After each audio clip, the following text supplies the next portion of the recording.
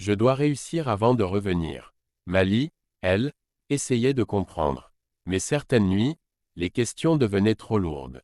S'il m'aime vraiment, pourquoi ce silence? Les gens commencèrent à parler. Des paroles blessantes, glissées comme du poison. Un homme qui part, ne revient pas toujours. Ne perds pas ton temps à attendre. Mali souriait, mais à l'intérieur, elle se battait. Elle refusait de trahir son cœur. Elle croyait encore à la promesse. Pourtant, le doute s'installait doucement. Sonny, de son côté, se sentait coupable. Il savait que son silence blessait Mali. Mais il se sentait piégé entre deux responsabilités. Réussir et aimer. Un soir, épuisé, il laissa passer un appel. Puis deux, puis plusieurs. Ce silence devint une blessure. Mali pleura cette nuit-là, pas parce qu'elle ne l'aimait plus, mais parce qu'elle l'aimait trop. Elle se demanda, est-ce que l'amour doit faire aussi mal? Les jours passaient, l'attente devenait lourde. Chaque message non reçu était une question sans réponse. Et un jour, plus rien, plus d'appels, plus de messages. Sonny avait disparu sans explication. Mali resta debout, mais son cœur était à genoux. Elle se sentait abandonnée, mais elle refusait de haïr. Elle prit une décision silencieuse. Elle continuerait à vivre, même avec cette douleur. Mais au fond d'elle, une petite voix murmurait encore. Et s'il revenait? Le temps passa, pas vite, pas doucement, il passa lourdement, comme un poids sur le cœur de Mali. Les jours sans Sonny devinrent des semaines. Les semaines, des mois. Et chaque mois semblait effacer un peu plus le souvenir de sa voix, mais jamais celui de son amour. Mali continua à vivre. Elle se levait chaque matin, faisait ce qu'elle devait faire, souriait quand il le fallait. Mais à l'intérieur, elle portait une douleur silencieuse. Les gens voyaient une femme calme. Mais ils ne voyaient pas les nuits où elle parlait seule.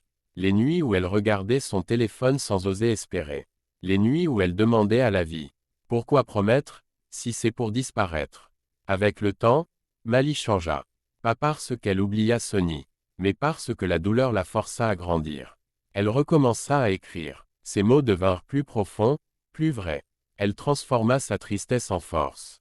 Elle apprit à être heureuse seule, sans fermer son cœur. Des hommes vinrent vers elle. Certains sincères, d'autres attirés par sa lumière. Mais Mali refusait, pas par peur, par loyauté envers son propre cœur.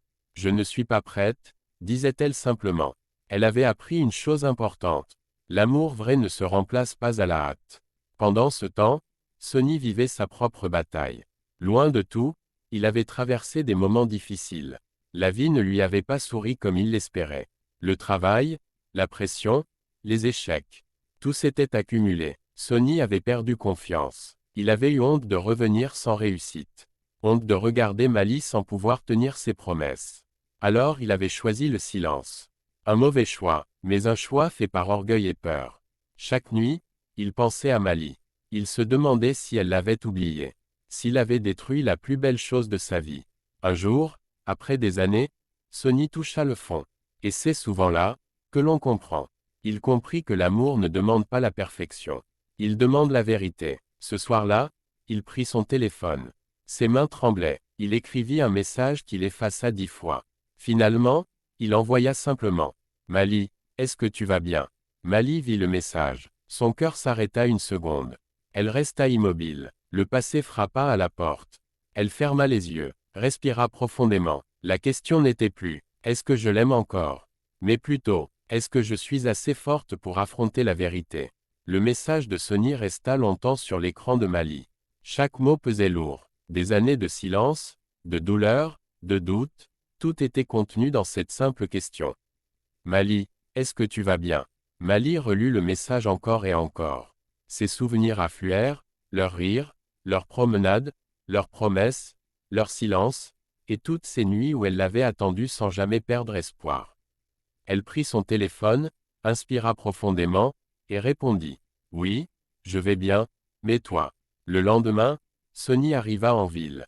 Pas comme un conquérant, pas comme un héros, mais comme un homme qui avait enfin compris ce qu'était l'amour véritable. Leur rencontre fut simple. Aucun geste dramatique, aucun cri, juste un long silence chargé d'émotions. Ils se regardèrent. Les années semblaient s'effacer dans ce simple regard. Mali, je n'ai jamais cessé de t'aimer, dit Sonny d'une voix tremblante. Sonny, moi non plus, répondit-elle. J'ai été stupide, orgueilleux, silencieux, je ne voulais pas te perdre, et pourtant j'ai failli le faire. Mali l'écouta. Ses yeux brillaient, non pas de colère, mais de compassion et de compréhension. Elle savait que la vie n'était pas parfaite. Et elle savait aussi que le vrai amour demande patience, courage et foi. Sonny, tu es revenue, mais j'ai changé aussi. Je ne peux plus être celle qui attend éternellement. Je sais, et je suis prêt à tout reconstruire. Pas à te promettre le monde, juste à te donner ce que je peux, mon cœur, mon temps, ma vérité. Ils s'assirent sur le banc où ils s'étaient rencontrés la première fois. Et pour la première fois depuis des années, ils parlèrent de tout. Les peurs, les erreurs, les rêves, les projets. Ils n'avaient plus peur du futur. Parce qu'ils savaient que le vrai amour, celui qui vaut la peine, est construit dans les épreuves autant que dans la joie. Les jours qui suivirent furent remplis de petites victoires.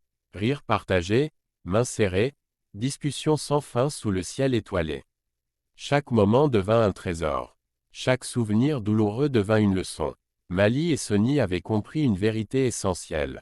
L'amour vrai n'est jamais parfait, mais il peut durer si l'on ose attendre, pardonner et grandir ensemble.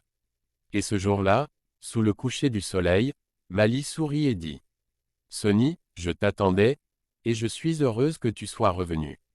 Mais cette fois, nous allons marcher ensemble, pas l'un devant l'autre. » Sonny prit sa main. Oui, ensemble. Et pour la première fois depuis leur rencontre, ils sentirent que tout était possible, car leur amour avait survécu aux épreuves du temps.